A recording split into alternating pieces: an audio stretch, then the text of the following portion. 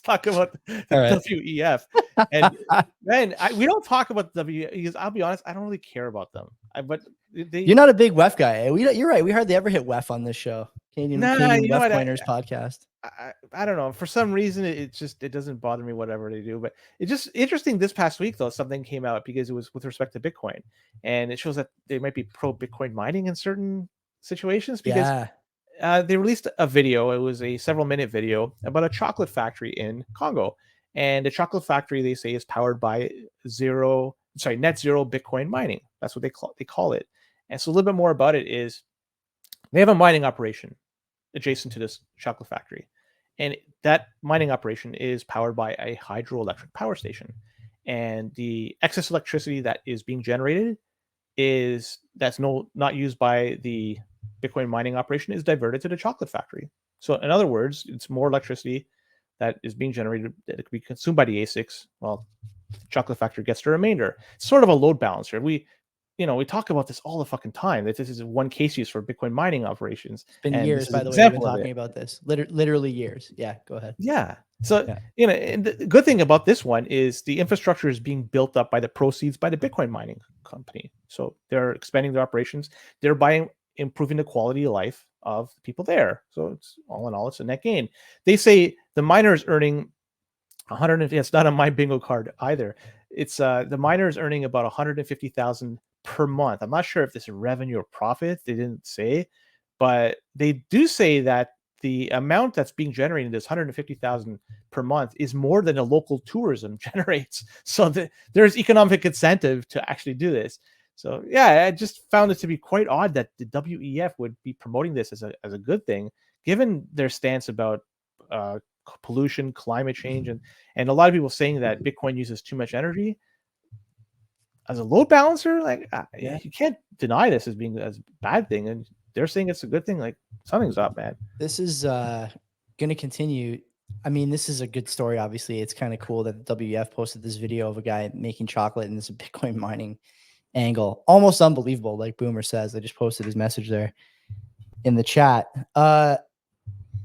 Should we talk a bit about, in the same vein, the move that some miners look to be making toward nuclear power for their facilities? This is going to become pretty significant because Amazon did it. Yeah, Amazon was kind of pushed into it by man, I forget the name of the miner now. I forget the name of the miner, but one of the miners Amazon was pushed. I wasn't aware. Was nudged, yeah, into it. I guess it was an initiative by some mining group. I forget now, but you can look at the tweets from the usual suspects, probably Perry Ann Boring and Dennis Porter, and find out the power story when it comes to mining, load balancing, and moving toward quote unquote greener energy products, away from fossils and toward nuclear, not toward wind and solar, the kind of bullshit intermittents that don't work. We all know they don't work, but toward nuclear and SMRs. I think it's going to be a big story.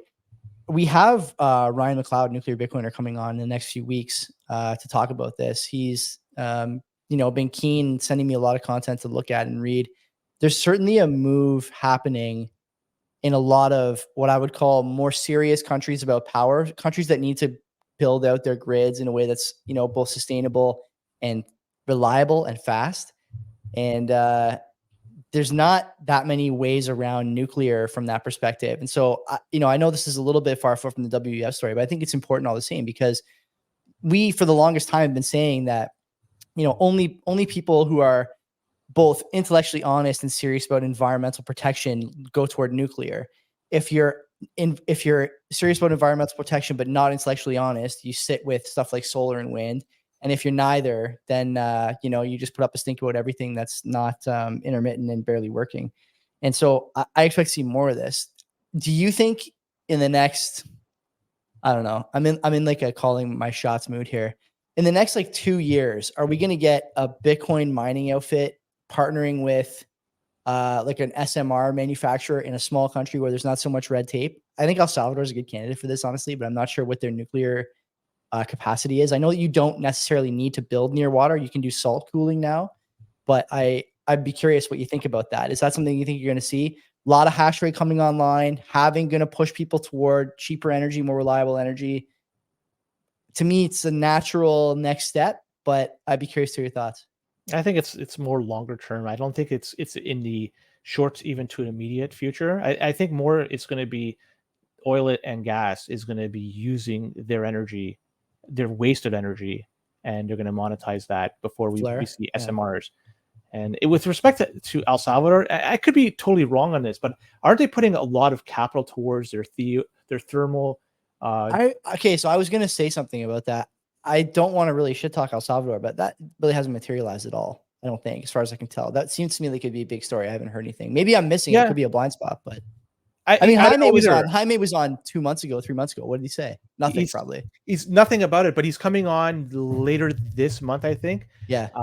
I Maybe roll with the red maybe I'll carpet. sit in for that one. Maybe we'll do a joint Sure. joint rip. 'Cause I do have some questions for him about Bukele. I'm not I, as you know, I'm not as like I told him, positive on naive I as said, everyone else is, I don't think. anytime you want to come on and talk about El Salvador or even stuff in your life, that we'll roll with the red carpet to you. Stuff in your life, yeah. Come No, talk to because me he's about been your really recent good beer to league us, right? soccer Like, games. yeah, if he wants to talk, but obviously he's not going to. But like, I give him the option. He's a good guy and he's been good to us. And I want to make sure that Yeah, definitely. he knows that Definitely. he's welcome on this show anytime he wants. Oh, of course, no doubt. Okay, so that's an interesting story though.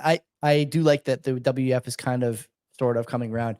It's possible that whoever put that video out, has been fired since then. Some intern just getting let go, but it's also possible that someone in the higher ranks of the WEF put that out. So let's see. If we see more of that, then great. If we don't, We'll see. Yeah, if this is a come one-off. on. come on, CVP. Tell us the story of your unceremonious exit from Yeah. the WEF. We'll roll the carpet for you too, buddy boy.